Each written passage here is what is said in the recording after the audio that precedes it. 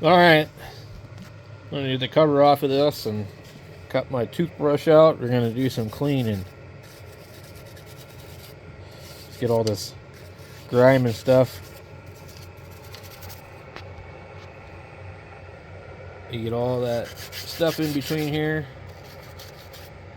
I'm trying not to mess with the calibrator knob too much because I had it like absolutely perfect. But this works really good to clean certain stuff. So I need to get inside of this and take a look and see if we got anything funny going on or anything like that before I commit and go and order a $100 filter board, a Pyx board for it. I don't know why I said filter. Probably because I'm sitting here looking at the filters. So it has no optional filters. This is the factory sideband filter for the 455 IF, and then the 9 megahertz has the CW narrow and the sideband filter, and I don't even know what that one is, the FL80. I have to look it up. I think I do have another filter, one of these, but you'd have to solder it in. It's just not worth doing it. I don't know what the bandwidth of that one is. And you can see over here, here's another filter. There's two filters. This one's going to be the AM filter. And then I guess this must be maybe for FM or something. I don't know. So I'm just trying to get in and clean this thing up. The radio reminds me of why I shouldn't have sold my 761.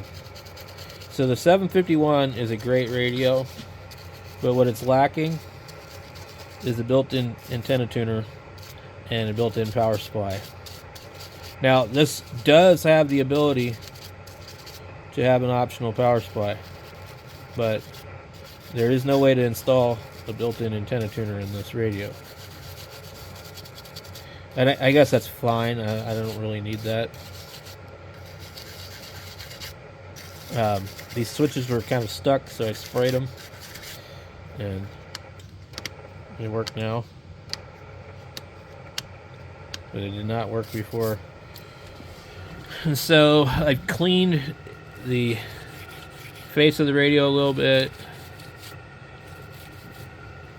I just use Armor All. With the toothbrush, I can get in here and get some of the dirt that's way deep into here. The microphone connector was loose. I had to tighten that back up.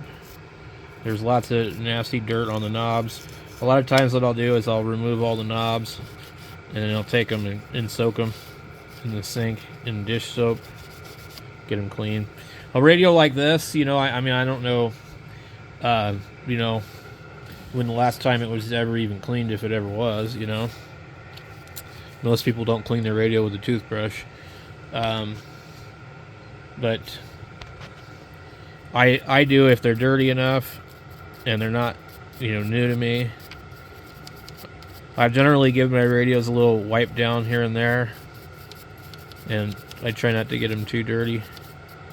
But the toothbrush works really good at getting rid of a lot of this stuff. You know, you can really non-invasively clean the radio pretty easily. So another thing I need to do is just leave this thing on for a few days and you just let it, you know, do its thing, because I don't think it's been on in like maybe, you know, he probably turned it on a couple of times just to check to see if it worked. But my main concern is the volatile RAM dying on it. So if Pyx only has 5 boards left and those are the only 5 boards ever, which I think is a possibility because of the age of this radio. I mean, why would they be manufacturing these boards anymore? There's not a lot of people that are interested in this radio. And it's only basically this radio and the 745 that have the volatile RAM. The rest of them don't have that problem. So there's a couple of 2-meter radios that this particular board works with, but outside of that, I mean, like, there isn't really any other radios that fall under that category, especially not that particular one. So I think when they're gone, you won't be able to get one. And so I guess I'll probably just go ahead and order it, you know, because if I'm going to keep the radio, or even if I'm not going to keep the radio, somebody else is the first question they're going to ask if they know what this radio is. Does it have the PIX board? And I can say, yes, it does. You know, or no, it doesn't. Well, I don't want to buy it. I've walked past a whole bunch of these at Hamfest for, you know, pretty cheap money because I was like, nope, I know what they are. And I'd ask the guy if it had the board, and they say, no, but it works great. Okay, well. So it's nice that they're actually still selling the board, because in reality, I thought when I went to go look it up that I was going to find that they weren't selling anymore. So the plastic is loose here. That's why we have dirt behind the display. And there's going to be some type of glue that they used. It sucks that a lot of the stuff on this radio is damaged, you know. That's why I'm like, nah. And I could just swap the battery and put a brand new battery in it and call it good, you know, and say, well, that should be good for another 10 years, which is probably true. The procedure for doing that isn't really too complicated. You just have to make sure that you keep power to the battery before you remove it. So let's go ahead and flip it over here.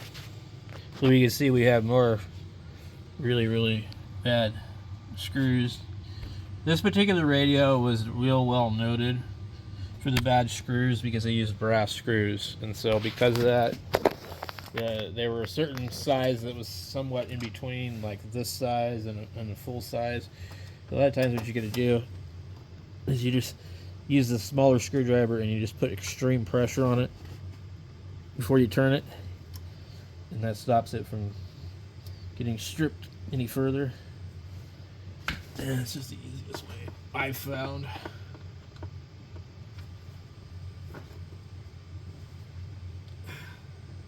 That one's completely boogered. And that one too. You hear that? That one cracked loose like it was brand new. It's like, these are brass screws. Don't put them in that tight. There's no reason for that. This one almost looks new. So, what I would do with these screws is I take them and I would put them inside something and smack them with a hammer to take the edge off of it. Because they spread out and mushroom out and they actually end up having pretty sharp edges on them. But what I'm going to try and do is just go ahead and figure out what size these screws are, okay? And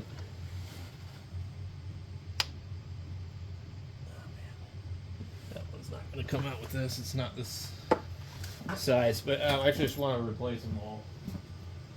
I don't want to deal with them.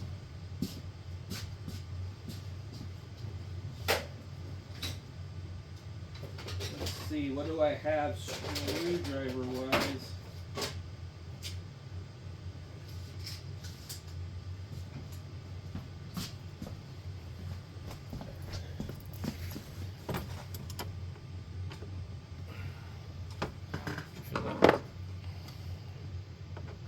Okay. The Harbor Freight Universal Screwdriver prevails. We got a really bad one over here too. Oh, I already busted that one loose. So down here in the corner here was a little spot that you could plug a connector on with like a ribbon wire, and you have like a touchpad, keypad. So literally was the same radio as the 761, and the 761 had a keypad, but it didn't have band stack. 765 did. So out of this era of radios, the radio I'd really like is the 765 or the 781. And 781s, they still want $1,000 for them. So screws over here. I'm gonna go check on my printer that's supposed to be doing something special, but giving me nothing but connectivity issues.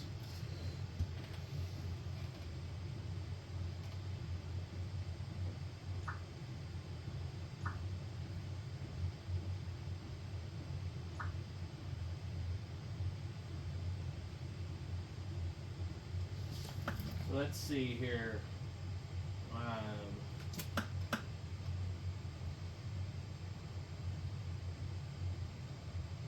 Looking up something really quick.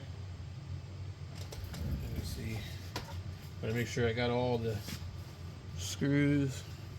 So the speaker is on the side of this radio. So pretty nasty stuff on here. It's got the original really old icom battery. Unless icom just continued to make those batteries, which I don't know, maybe they did. So let's see here. So there's our battery, and that's our board. So to replace this, you just simply swap the board. But if that battery goes dead, you are out of luck. This radio is a doorstop. Now you can see there's lots of room inside this radio. There's actually a lot of room. And this radio has a power supply that could go in here. This has the optional speech board, which I think is this right here. What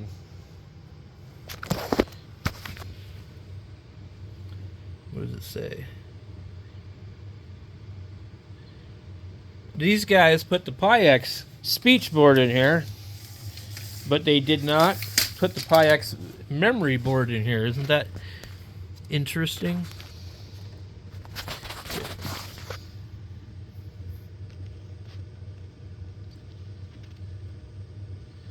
So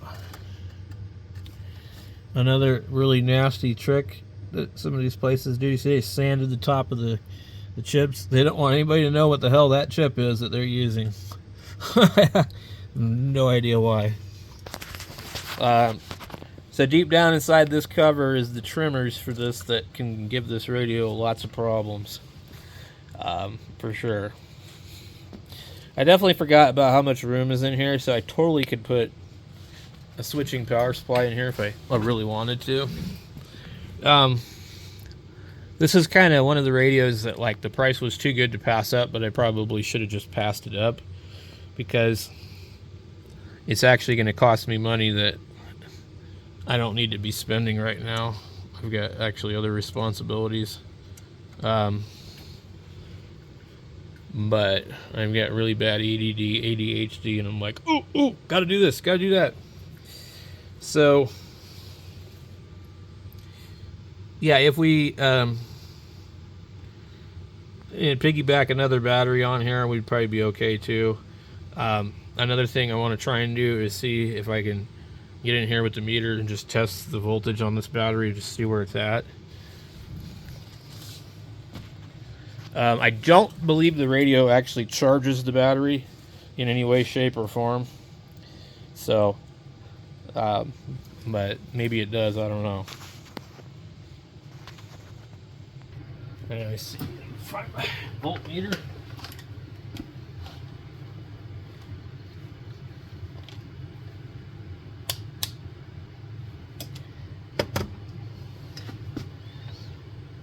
Let's see, I think this is going to be the negative.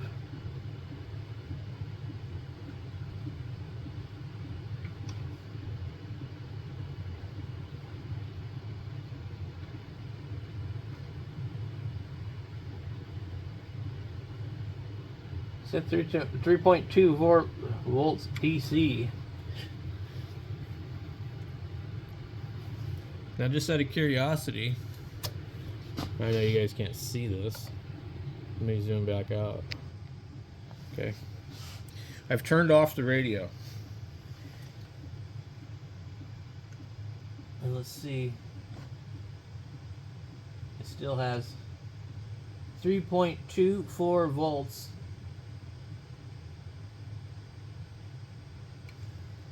I mean, I would think, like, honestly, this battery is probably pretty good.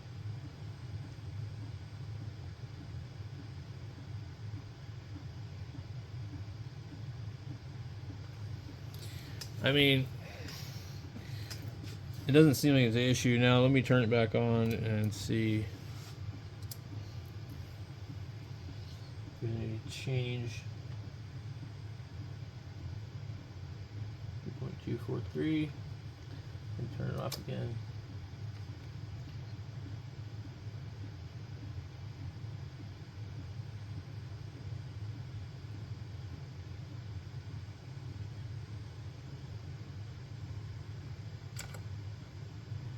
Let's see if I can.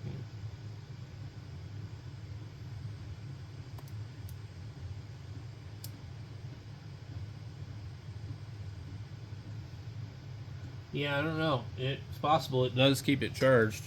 I mean, it would explain why it's still going. But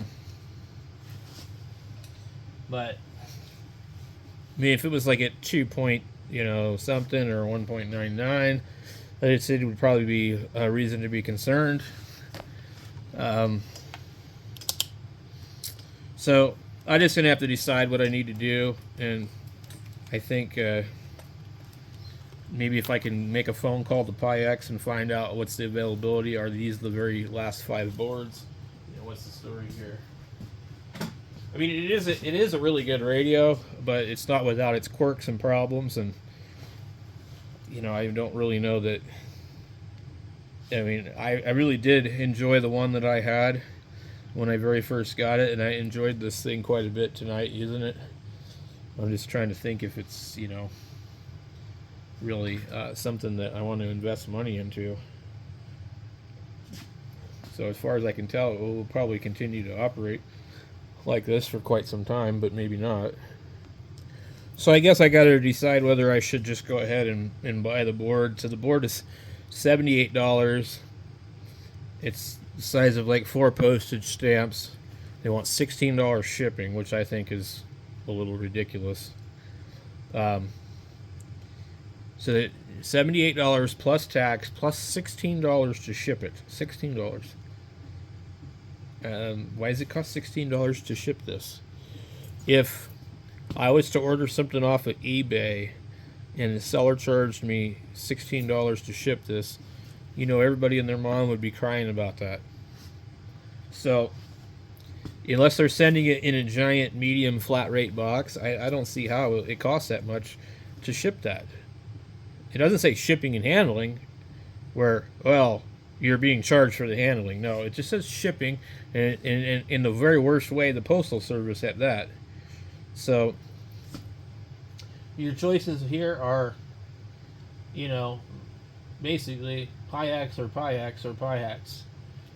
Oh, there's guys selling these boards on eBay for like $44, just the board with the battery. It says reprogrammed, which I don't understand how it's reprogrammed, but apparently it's reprogrammed. So I don't know what the hell that means, but I mean, it's a nice radio and it sounds really good. The receiver is excellent. I don't know what this board is here, if it's anything special. I actually don't think it is, but maybe it is. Like I said right here, this is the card slot for the keypad. So I don't think there's any surface mount components in these radios either, which is kind of an interesting thing when you think about it. You might have a fart in the dark to repair this radio if something was to go, but it does use a lot of chips and stuff, like really tons and tons of them. And it uses weird like plug-in cards and ribbons and these things of what nightmares are made of if you move them around too many times. This PyX board is definitely very new.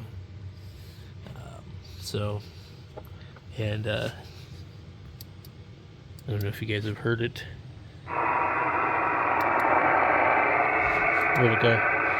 Speech. 3.9191 megahertz. See if I can pull back the RF gain. 3.9191 megahertz.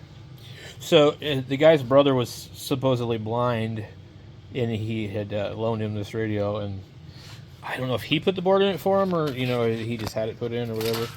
And then another thing he said too was the radio got sent to somebody in Washington for repair. Now, I called my friend Kevin on the phone, who used to work at icom when they had these. I couldn't really get a good enough answer out of him, but it's possible that this is actually just an icom sticker. But he said icom definitely put stickers on all the radios. So I don't know if it was icom, Scott Malcolm, or the other guy. But it looks like it's in pretty good shape for the most part. And we can see the connector down here, which would be responsible for part of our power supply. So this would be the switch, I think.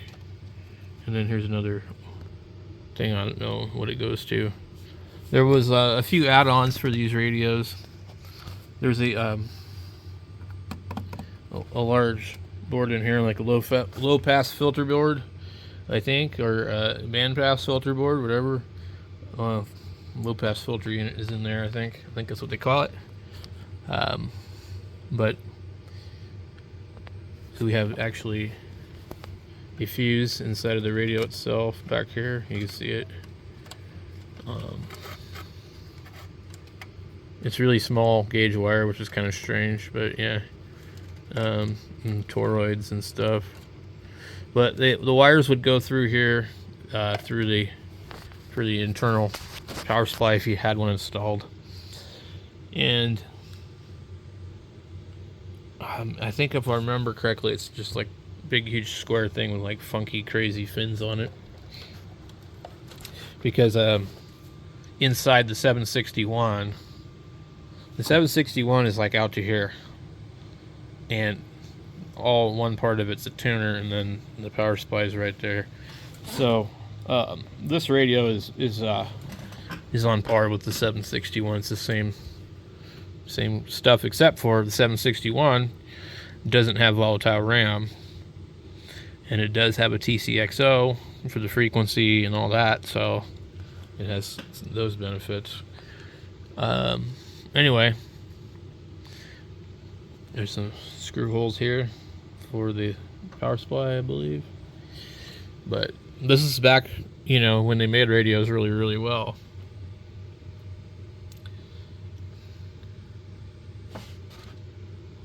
So, the VFO, I'm not sure if there's a way I can get in here to it. It needs to be